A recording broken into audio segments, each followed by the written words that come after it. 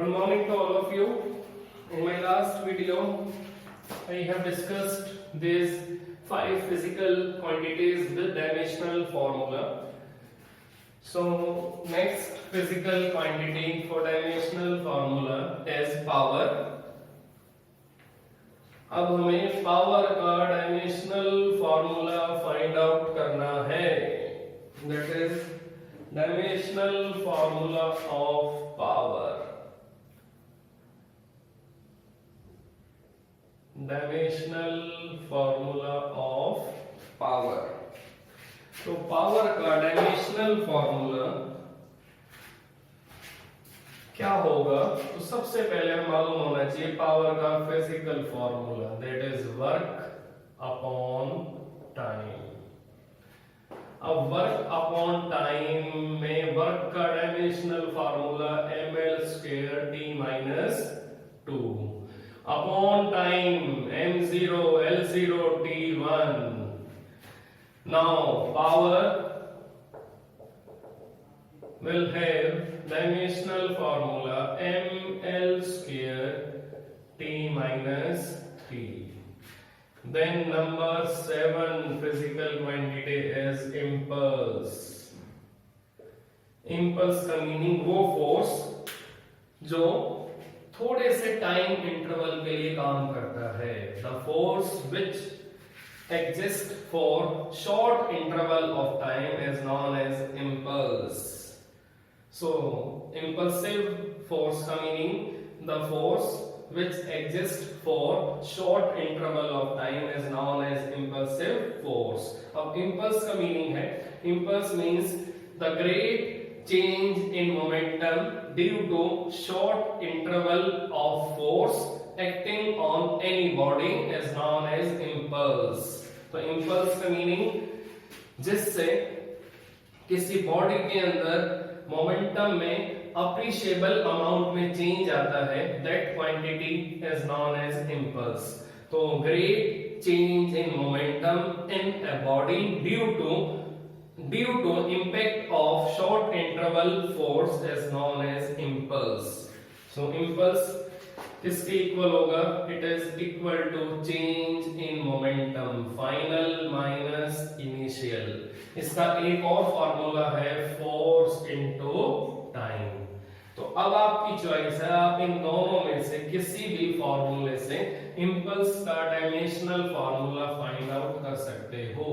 तो इंपल्स का dimensional formula अगर आपको इस वाले फॉर्मूले से निकालना है तो आपको मालूम होना चाहिए कि मोमेंटम में से मोमेंटम माइनस होगा तो मोमेंटम ही आएगा. इसका मीनिंग मोमेंटम में से मोमेंटम माइनस होगा, मोमेंटम ही आएगा. इसका meaning it is momentum and it is equal to force into time. तो अगर आप मोमेंटम का फार्मूला मालूम है तो आप इंपल्स का डायमेंशनल फार्मूला लिख सकते हो. और मोमेंटम का डायमेंशनल फार्मूला होता है मास इनटू वेलोसिटी. और वेलोसिटी का डायमेंशनल फार्मूला होता है लेंथ अपॉन टाइम. सो mlt minus 1. तो अगर यहां से निकालोगे तो यहां से भी सेम आंसर आएगा mlt minus 2 और टाइम t. तो again we have same dimensional formula mlt minus 1. तो इंपल्स एक ऐसी क्वांटिटी है जो किसी बॉडी के अंदर मोमेंटम को अप्रिशिएबल अमाउंट से चेंज करती है. सो इंपल्स का मीनिंग वो क्वांटिटी जो किसी बॉडी के अंदर मोमेंटम को एकदम से चेंज करेगी. और एकदम से चेंज किससे होगा? Through impact of short interval time force, and that force is known as impulsive force. Now next physical quantity is surface tension. Next physical quantity is surface tension. Surface tension का formula force upon length. अब force का formula mlt minus 2 और length का meaning l. l से l cancel. Now surface tension is equal to mt minus 2. mt minus 2. Now next physical quantity is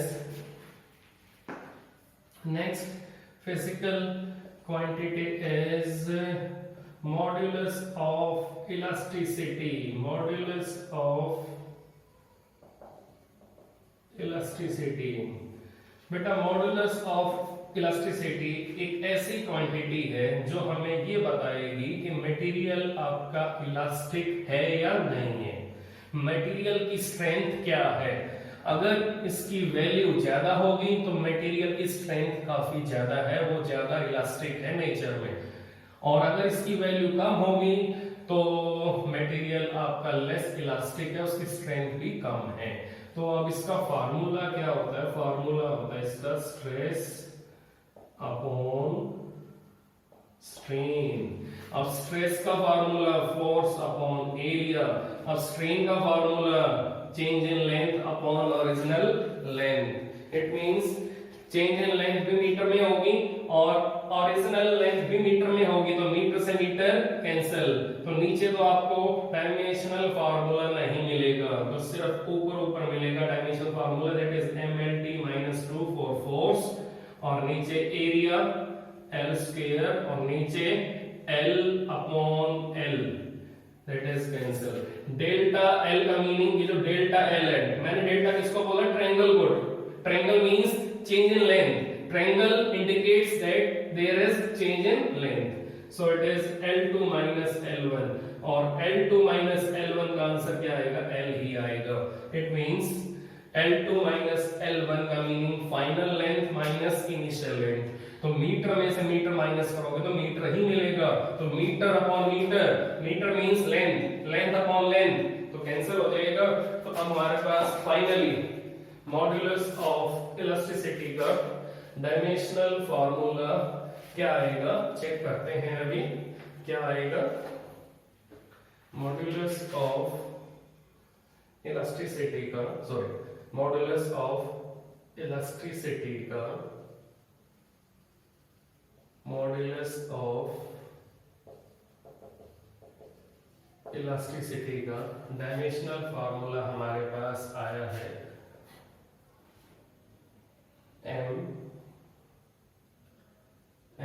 mlt-2 upon l square। now m l power 1, ये power ऊपर आएगी minus की हो जाएगी, t minus 2, तो ये बना ml-1 t minus 2 and it is equivalent to formula of pressure. तो जो प्रेशर का फार्मूला था वही सेम फार्मूला किसका आ रहा है, मॉड्यूलस ऑफ इलास्टिसिटी का। Now next quantity is coefficient of viscosity. Coefficient of viscosity जिसका सिंबल होता है ईटा। तो बेटा ये जो सिंबल है ईटा, ये ग्रीक लेटर है, और कोएफिशिएंट ऑफ विस्कोसिटी ऐसी क्वांटिटी है जो हमें ये बताएगी कि लिक्विड आपका थिक है या थिन है, लिक्विड आपका डेंसर है या रेयर है। तो ये क्वांटिटी हमें ये बताएगी कि लिक्विड के अंदर फ्रिक्शन है या नहीं है। So this quantity will decide friction inside any liquid. तो अब इसका फार्मूला क्या है वो हमें मालूम होना चाहिए। इसका जो फार्मूला है force into distance upon area into velocity, force into distance upon area into velocity. तो अब हमें इसका डायमेंशनल फार्मूला फाइंड आउट करना है, तो इसके लिए हमारे पास फोर्स का फार्मूला है mlt-2, और हमारे पास डिस्टेंस के लिए L है, और हमारे पास नीचे एरिया के लिए L स्क्वायर है, और for velocity we have lt-1। तो अब यहाँ पर आपको पावर्स को ऐड करना है, सब्ट्रैक्ट करना है, यहाँ पर आपको थोड़ी सी केयर रखनी है पावर को ऐड करते टाइम, पावर को सब्ट्रैक्ट करते टाइम। अगर आपने पावर को ऐड करते टाइम मिस्टेक की तो आपका डायमेंशनल फॉर्मूला रॉन्ग हो जाएगा। तो आप चेक करते हैं, ध्यान से आपको पावर्स को ऐड करना है, पावर्स को सब्ट्रैक्ट करना है। So keep in mind we should have precaution in adding of power and subtraction of power। तो क्या फार्मूला आएगा ईटा का? m, नीचे m है ही नहीं तो m एज इट इज रहेगा। ऊपर देखो l1, l की पावर 1, l की पावर 1, तो यहाँ l सेम वे से पावर ऐड हो जाएंगी तो l स्क्वायर बनेगा और t माइनस 2। अब नीचे आ जाओ, नीचे L2, L1, now it is LQ, now T minus 1, now we have M। अब ये 3 पावर ऊपर आएगी, 2 minus 3, now T minus 2 plus 1। तो अब क्या फार्मूला आया ईटा का? ML minus 1 T minus 1। So this is dimensional formula of eta means coefficient of viscosity, coefficient of viscosity। तो इस टाइप से हम इस क्वांटिटी का फार्मूला इजीली फाइंड आउट कर सकते हैं। Now next quantity is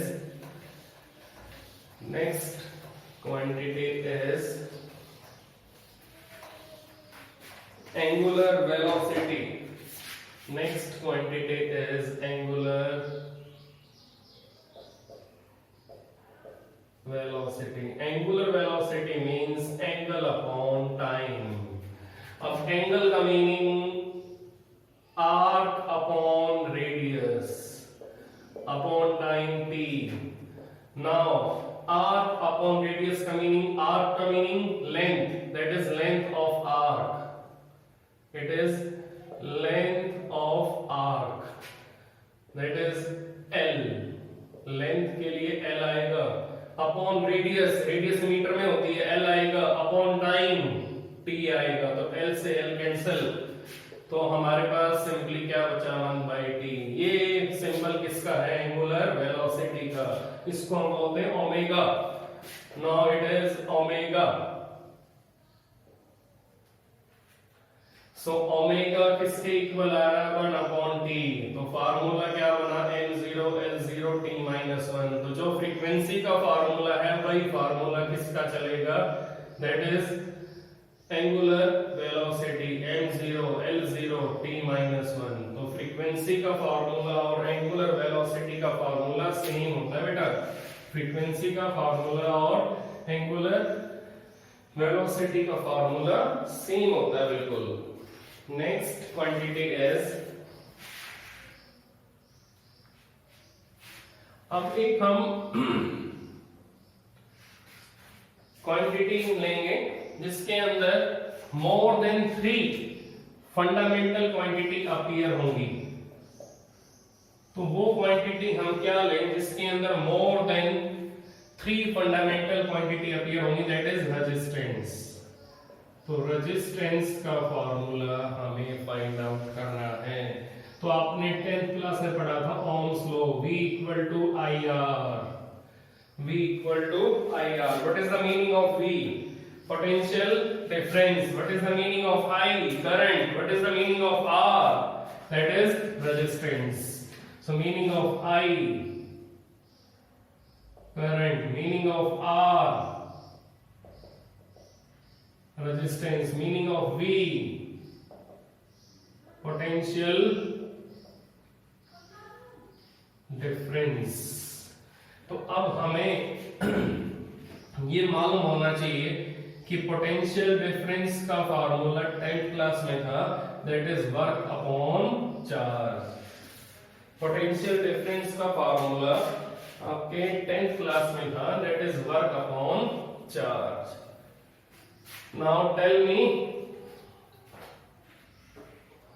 formula of current. Current equal to charge upon time, और यहां से चार्ज का फार्मूला करंट इनटू टाइम। यह आपको मालूम होना चाहिए कि चार्ज का फार्मूला करंट की फॉर्म में कैसे होगा। तो मैंने अभी तक आपको तीन फार्मूले बताए हैं, एक ओम्स लॉ वाला V equal to I R, फिर potential difference is equal to work upon charge, और एक चार्ज का फार्मूला करंट इनटू टाइम। तो अब हमें यहां पर पोटेंशियल डिफरेंस की वैल्यू पुट करनी है। आई आर किसके इक्वल आ रहा है, that is work upon charge. हमें किसका फार्मूला निकालना है, रेजिस्टेंस का, तो work upon Q into I, work upon Q into I. Now formula of work done we know ml square t minus 2, formula of work done is ml square t minus 2. Now formula of electric charge, that is I into t and into q, q as it is रखा हमने, sorry, formula of electric charge, that is current into time into current पहले से ही है यहां पर, okay. Then resistance is equal to m l square t minus 2. For current we should use ampere, for time t। आपको मालूम होगा SI system of unit में आपके पास 7 फंडामेंटल क्वांटिटीज होती हैं। कौन कौन सी? In SI system we have 7 fundamental quantities, mass, length, time, then current ampere, temperature kelvin, luminous intensity candela and amount of substance mole. तो करंट की जगह हम सिंबल रखेंगे for fundamental quantity, that is ampere. Now time के लिए T and into again we have current, that is ampere. Now resistance formula becomes ml square t minus 2। अब ये a square ऊपर आएगा, माइनस का हो जाएगा a minus 2 t minus 1। Now r equal to m l square t minus 2 है और यहां माइनस 1 है, तो माइनस 2 माइनस 1 बेस सेम है तो पावर ऐड हो जाएंगी, it is minus 3 ampere minus 2। Now this is dimensional formula of resistance. Now this is dimensional formula of resistance.